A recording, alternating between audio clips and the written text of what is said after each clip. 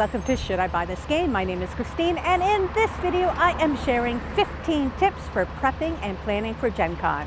And I am posting this video now because many of these tips you need before you actually get there. And at the same time, as a special treat, I'm giving you a tour of Toronto. So, allons-y!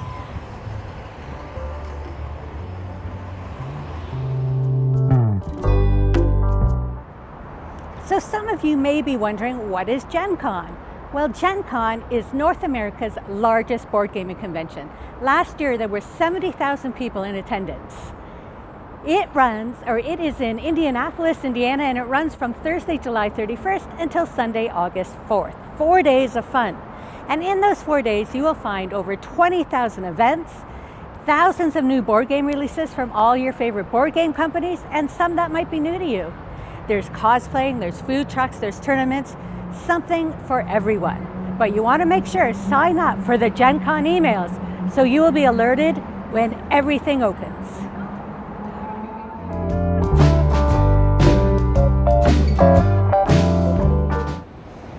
So the first thing you want to do is book a hotel, like today.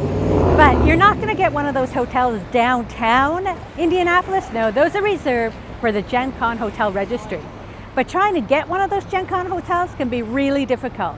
So book a hotel today. You're probably going to be 20 to 30 minutes away from downtown, but book one that you can cancel in case you are one of the lucky few to get that coveted hotel. But this way you have a hotel booked already so that you don't have to worry about whether or not you actually get a coveted downtown hotel room. You'll already be covered.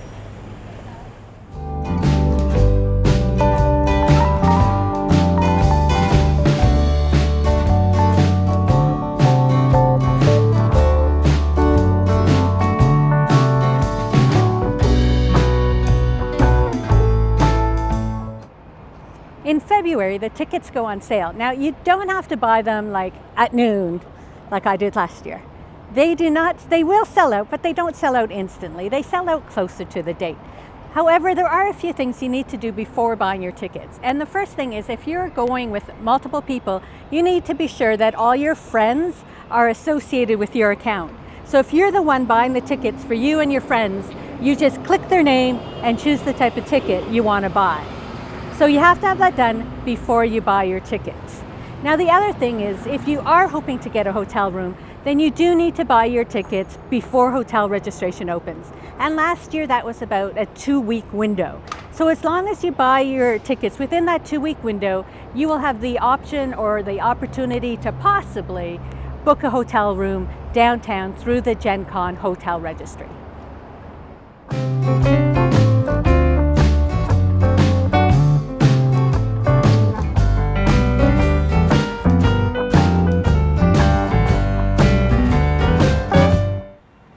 The day before hotel registration opens, you will be emailed a time when you're allowed to go on to attempt to register for a hotel. Now last year, my time slot was 5 p.m. and I think it opens around noon. So by 5 p.m. they were sold out. So unless you get one of those really early time slots, it's really hard to get one of the downtown hotels. And that is why back a couple points before I told you, just book a hotel you know you will have. Now, you can keep going back because some people will book a hotel and then they will cancel them. So throughout the months, you can go back and see, did any hotels open? And a few did, but they still tended to be about 18 minutes away and not very good quality hotels. So that is why you should already have a hotel booked, but still get a hotel registration spot because maybe you will be one of the lucky ones to get one of those downtown hotel rooms.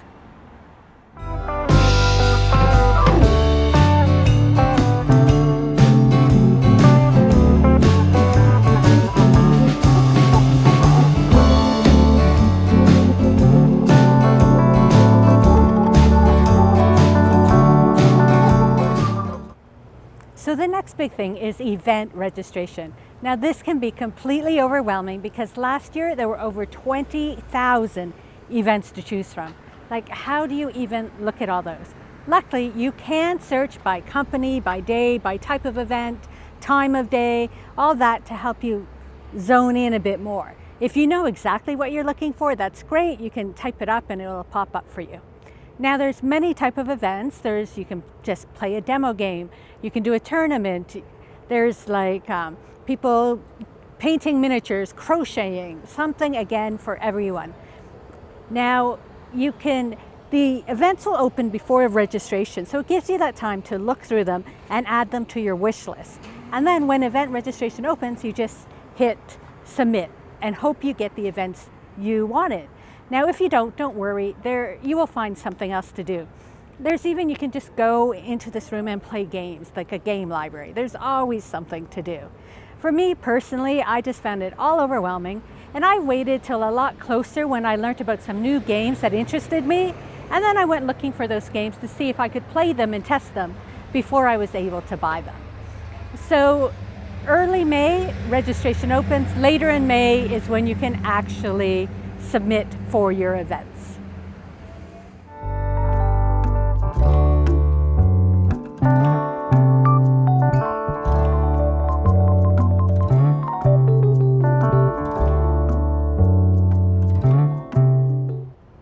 Now, one more thing you can do before you head out to GenCon is check out Board Game Geek for their previews. This is where companies will post all their games that they're going to either be selling or demoing at the show.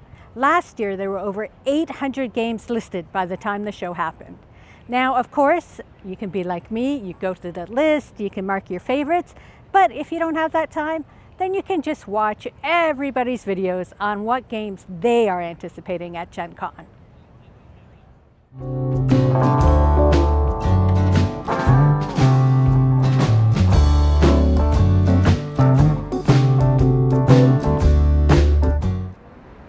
So you may have some games lying around that you want to sell before you're going to go to GenCon and buy a whole bunch of new games. Well, you are in luck. GenCon actually does an auction and consignment store that you can sell your games at. About a month before GenCon, they will put it in their email. You click a link and it will bring you to the store site. Here you set up an account and you have to type in all the games. You put in the game, your asking price, the condition the game is in, and each game gets its own section. You print those sheets off, you cut them up, and you tape them to your game. You also want to make sure your games are nice and closed, so like some painting tape works really well. Once you have all your games prepped, you can take them with you when you head over to GenCon and potentially sell your games. Last year, I brought around 35 games and sold about 31 of them and made close to $300. So I thought it was a pretty good deal. GenCon charges you $1 per every game that you choose to sell, whether you sell it or not.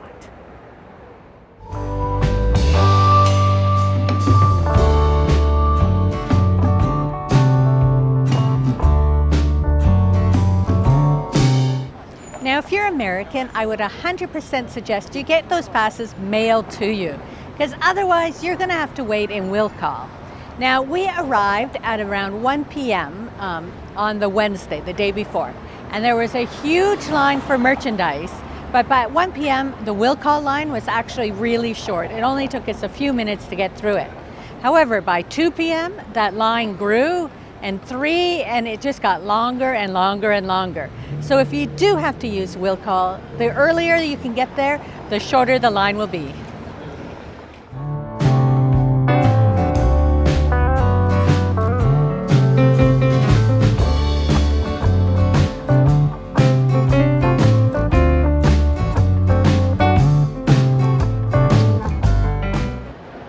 So now that you have your badges, the next thing you need to do is drop off your games if you're going to be selling any of them at the consignment store or the auction. You do need your badge before you drop off your games. So when you get there, there's going to be 2 lines. There's going to be one that looks shorter, but typically has people that have a ton of games. This line is for people who want all the games accounted for. So when it's your turn, they will go through, they'll say, you have this game, and there it is. And they will check in your games one by one. This is great if you have games that you're very attached to or might be more expensive and you don't want them to go missing. Because at the end, they will go through again with you and tell you, excuse me, this one is sold, this one wasn't sold, etc. The other line, which may look longer, is actually for people who are like, it's okay, I hold responsibility. I don't need every single game accounted for. I brought you 35 games, here you go. And at the end, they'll just say, here's your money, here's what we sold, and here's what we could find. For me personally, I was selling a lot of small box games. I had no ties to them, and I did this route. I didn't have anything stolen, every game was accounted for, but if there was a game missing, they're not accountable for it. So those are the two lines you will come across when you get there.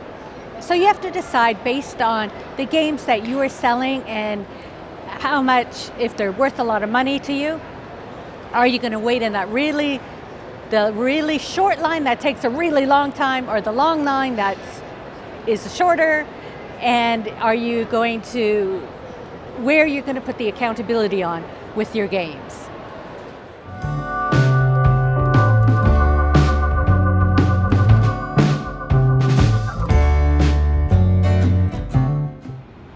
So we have our badges, we've dropped off our games, and it's now time to acquaint yourself with the convention center. Now, if there's a game you're wanting to get as soon as the center opens, you want to try and find that company on the map so you'll know exactly which door you want to enter through, because there are so many doors that will take you into the convention center. The other thing is find the food truck area. Some of the trucks will be open, you can get something to eat. If you have events outside of the convention center, maybe locate if it's in the hotels, where they are, where your events are. So when it's time to go to these events, you know exactly where you are going. Maybe the other thing too is find alternate places to eat. We found across the street, there was a little pop-up that was really good. Some chicken fingers we had were really tasty. So there's many, many places to eat during the convention center. Once you're fully acquainted, you're good to go, then go back to your hotel to rest, because the next day is going to be a long day. You will want to be rested.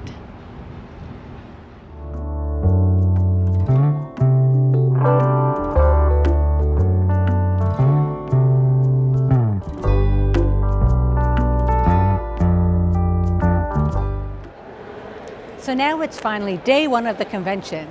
We're finally here. Now, if you want to actually get a game that you're planning on lining up for, that you're very excited for, you want to get there at least 30 minutes early, if not earlier. Those crowds build up fast.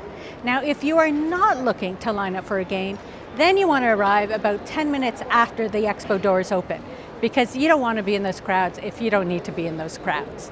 However, I do have a couple tips. Some of the companies, such as DeVere, have little rooms outside the expo hall, but right across in the same hallway.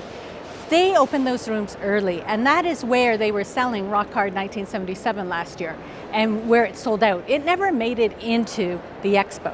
So you might want to come early and see what are in those rooms, and are there the games that you're looking for. The other thing is that the gaming area, that opens at around 9. And some booths, such as Ravensburger, have games that they're selling out of there. They have little booths. And that's where I had to buy Oh My Penguin, or Oh My Pigeons. They weren't selling it on the floor. So while everybody is crowding into, waiting to get into the expo hall, my suggestion is go and see, are any of these rooms open? Are they selling the games you're looking for? And you can snatch them even before the expo hall opens.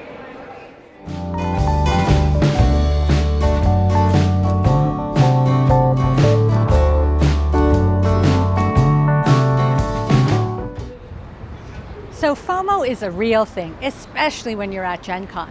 But unless it's a special edition game or there's a designer there to sign it, all these games are going to end up in your game store. There were 2 games last year that had massive lines every single day, and I could actually bought them before I went to GenCon, so I didn't quite understand it. Then you have like Rock Hard 77, and people were lining up at 6:30 in the morning to buy it, and by the time the show opened, it was all sold out. So I just went online, put a pre-order in at my local store, and 3 weeks later I had the game. So when you're there, watch out for your FOMO, and remember, all these games will be available within the next few months at your local game store.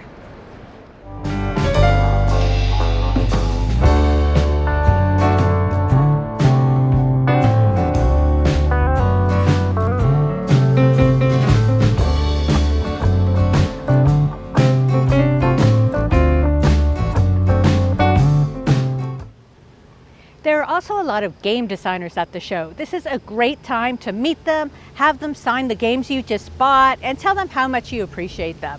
We got to meet quite a few designers last year, and it was definitely a highlight of the show.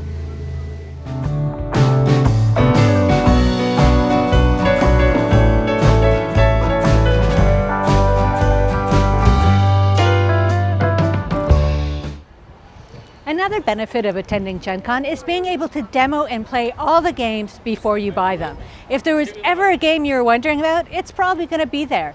All the booths have the games set up so you can demo them right at the booth, or you can buy a ticket and play them in the gaming hall.